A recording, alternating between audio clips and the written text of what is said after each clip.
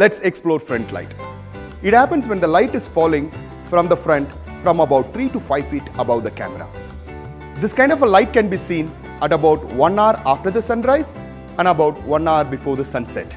Here we get to see very little texture. The shadows too are very mild. Since we set the light a few feet above the level of the face, there is a subtle three-dimensional effect. In case of on-camera pop-up flash, the light will be flat with no dimension.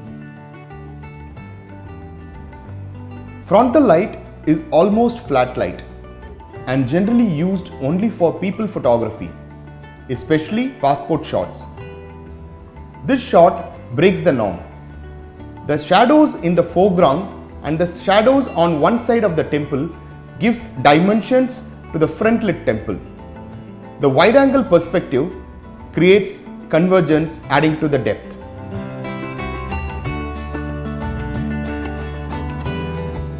Rainbows can be seen only when there is frontal light.